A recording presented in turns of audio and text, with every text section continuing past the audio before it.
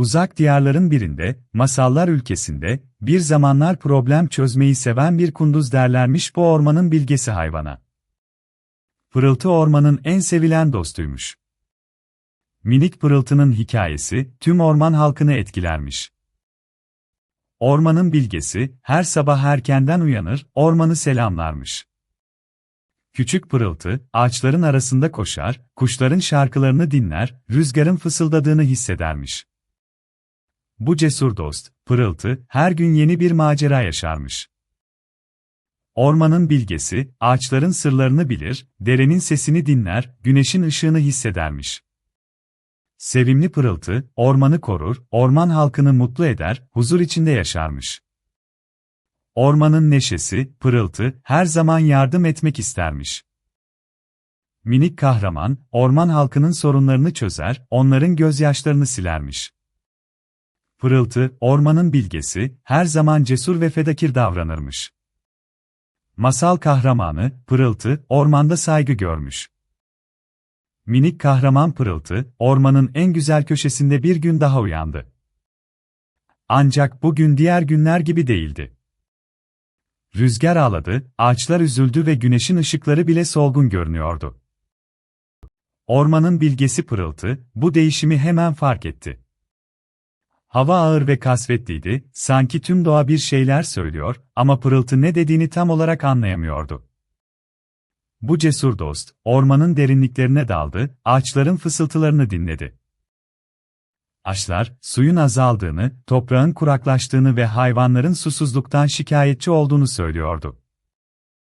Rüzgar, Pırıltı'nın kulaklarına yaslandı ve ırmakların sesi kesildi, nehirlerin suyu çekiliyor, diye fısıldadı. Kahramanımız Pırıltı, bu sözleri duyunca kalbi burkuldu. Ormanın can damarı olan ırmağın susması, tüm ekosistemi tehdit ediyordu. Pırıltı, suyun azalmasının nedenini araştırmaya başladı. Toprağın derinliklerine inen bu minik kahraman, yeraltı suyunun azaldığını keşfetti. Yağmurların giderek azalması ve mevsimlerin değişmesi, yeraltı suyunun azalmasına neden oluyordu. Ormanın bilgesi, bu haberleri duyunca metleri yaşardı. Yağmurların gözyaşları gibi gelip gitmesi, ormanı susuz bırakıyordu. Ağaçlar çıplaklaşıyor, hayvanlar susuzluktan şikayetçi oluyordu. Pırıltı, bu sorunu nasıl çözeceğini düşünürken, rüzgarın fırtınaya dönüştü ve gökyüzünün karardığı gördü. Bir şeyler yapmak zorundaydı, ama ne? Ormanın bilgesi Pırıltı, cesaret dolu bir decisyon ile yolculuğuna başladı. Güneşin ılık ışıkları, onun yolunu aydınlatıyordu. Kahramanımız, her adımda cesaretini yenileyerek, engin ormanı keşfetmeye hazırdı. Bu cesur dost, doğanın sırlarını çözmek için yola çıkmıştı. Yolculuk boyunca, Pırıltı birçok masalsı yere rastladı. İlk durağı, güllerin dans ettiği bir çayırdı. Çayırın ortasında, bir gölet vardı ve göletin suyu, binlerce küçük elmas gibi parlıyordu. Ormanın bilgesi, göletin kıyısına oturup, suya baktı ve "Sen, ne kadar güzel ve derin bir sır saklıyorsun?" diye sordu. Göletin suyu, "Ben, ormanın kalbidim. Burada tüm yaratıkların hikayeleri saklıdır," dedi. Pırıltı, göletten ayrıldı ve yoluna devam etti. Bir süre sonra, bir orman yoluna geldi. Orman yolunda, devasa ağaçlar, onun yolunu aydınlatıyordu. Kahramanımız, ağaçlara "Siz, ne kadar güçlü ve bilgelisiniz," diye seslendi. Ağaçlar, "Evet, biz, ormanın sütunlarıyız. Bizim köklerimiz, ormanın derinliklerine uzanır," dediler. Bu cesur dost, orman yolundan sonra, bir dağa çıktı. Dağın zirvesinde, bir kartal yuvası vardı. Pırıltı, kartal yuvasının önüne gitti ve "Sen, ne kadar özgür ve cesursun," diye bağırdı. Kartal, "Evet, ben, ormanın koruyucusuyum. Benim kanatlarım, ormanın güvenliğini sağlar," dedi. Pırıltı, dağdan indi ve yoluna devam etti. Bir süre sonra, bir nehre geldi. Nehrin suyu, binlerce küçük müzik aleti gibi çalıyor ve Pırıltı'nın yolunu aydınlatıyordu. ormanın bilgesi, nehre sen ne kadar ve eşsizsin diye sordu. Nehir, ben ormanın yaşam kaynağıyım. Benim suyum tüm yaratıkları besler dedi.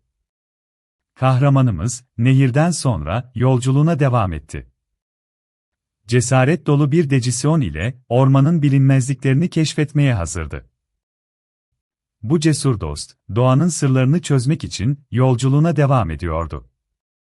Pırıltı, ormanın bilgesi, çaresizce yardım arıyordu. Ağaçların hüznü, kuşların telaşı, her yerdeki karamsarlık onu ürkütüyordu. Derin bir nefes aldı ve dostlarına koştu. İlk durağı, akıllı ve yaşlı Bilge Boğa'nın mağarasıydı. Mağaranın girişinde, Pırıltı'nın dostu, Bilge Boğa onu karşıladı. Pırıltı, ne oldu sana, diye sordu Bilge Boğa, şaşkınlıkla. Orman perişan, Bilge Boğa, dedi Pırıltı, hüzünle. Ağaçlar soluyor, kuşlar kaçıyor. Bir şeyler yapmak zorundayım. Bilge Boğa, Pırıltı'nın sözlerini dikkatle dinledi. Sonra, hızlı kanatlı, Rüzgar'ın uşağı, Nu çağırdı. Rüzgar'ın uşağı, bir anda mağaraya geldi. Pırıltı, sana yardım etmek için buradayım, dedi Rüzgar'ın uşağı, güler yüzle. Bilge Boğa, Rüzgar'ın uşağı, Pırıltı'na yardım et, dedi. Onunla birlikte, ormana yaşam getirecek bir çözüm bulmalısın. Pırıltı, Rüzgar'ın uşağı ve Bilge Boğa, birlikte düşünmeye başladılar. Sonra, Bilge Boğa, denizlerin şarkısı, denizlerin sultanı'nı çağırdı. Denizlerin sultanı, bir anda mağaraya geldi. Pırıltı, sana yardım etmek için buradayım, dedi denizlerin sultanı, güler yüzle. Pırıltı, Rüzgar'ın uşağı, Bilge Boğa ve denizlerin sultanı, birlikte düşünmeye devam ettiler. Pırıltı, dostlarım, birlikte bir çözüm bulabiliriz, dedi umutla. Rüzgar'ın uşağı, ben rüzgarı getirebilirim, dedi. Denizlerin sultanı, ben denizin suyuyla ormanı sulayabilirim, dedi. Bilge Boğa, ben ormanın gizli güçlerini kullanabilirim, dedi. Pırıltı, dostlarım, birlikte ormana yaşam getireceğiz, dedi sevinçle. Çözüm bölümüne geçiyoruz. Pırıltı, ormanın bilgesi, tüm hayvan arkadaşlarını topladı. Ağaçların dalları heyecanla titriyordu, kuşlar heyecanlı çığlıklar atıyordu. Pırıltı, arkadaşlarına problemlerini anlattı ve birlikte çözüm üretme zamanının geldiğini söyledi. Pırıltı'nın en yakın arkadaşı, akıllı ve zeki bir sincap olan Işık, ön plana çıktı. Işık, problemin çözümü için bir plan önerdi. Arkadaşlar, birlikte çalışırsak her şeyi başarabiliriz, dedi. Ben dalları toplarım, siz de giperek bir köprü yapabiliriz. Diğer hayvanlar, Işık'ın planını duyunca coşkuyla bağırıldı. Ayı, gücüyle ağaçları yerinden çıkardı, kurtlar da dalları taşımak için işbirliği yaptı.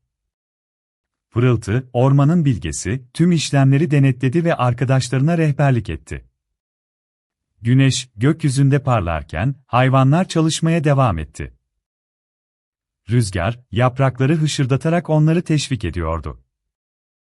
Toprak, hayvanların ayaklarının altında yumuşacıktı, onlara destek oluyordu. Hava, hayvanların çalışmasını izliyordu ve onlara güç veriyordu. Köprü, yavaş yavaş oluşmaya başladı. Hayvanlar, birlikte çalışarak problemlerini çözüyorlardı. Pırıltı, Işık, ayı, kurt ve diğer tüm hayvanlar, birbirlerine güvenirken, doğada onlara yardım ediyordu. Doğru işbirliği ve ekip çalışması, problemlerin üstesinden gelmenin anahtarıydı. Güneş ışığı ormana dönmüş, ağaçlar novamente yeşillenmeye başlamıştı. Pırıltı, ormanın bilgesi, şimdi daha mutlu ve huzurlu bir şekilde dolaşıyordu. Orman, önceki karanlık günlerinin hatırasını silmeye başlamıştı. Çiçekler yeniden açmaya, kuşlar şarkılarını söylemeye başlamışlardı. Pırıltı, arkadaşlarıyla birlikte ormanı gezerken, ne kadar değerli bir dostlukları olduğunu anladı. Onlar, zor günlerde birbirlerine kenetlenmiş ve asla pes etmemişlerdi. Pırıltı, ormanın bilgesi, arkadaşlarına birlikte güçlü olursunuz, hiçbir zorluk size karşı değildir demişti. Ormanda yaşayan tüm canlılar, Pırıltı'nın sözlerine kulak vermiş ve birbirlerine daha çok kenetlenmeye başlamışlardı. Orman, şimdi daha canlı, daha renkli ve daha mutlu bir yerdi. Pırıltı, ormanın bilgesi, mutluydu çünkü arkadaşları ve orman, mutlu ve huzurluydular. Pırıltı, ormanın bilgesi, şimdi daha çok seviyordu ormanı ve arkadaşlarını. Onlar, birlikte her zorluğu aşabilir, her mutsuzluğu yok edebilirdi. Pırıltı, ormanın bilgesi, şimdi daha çok öğrenmişti dostluk, sevgi ve birlik, her şeyin üstündeydi. Masal burada bitti ama kahramanlarımızın maceraları hiç bitmedi.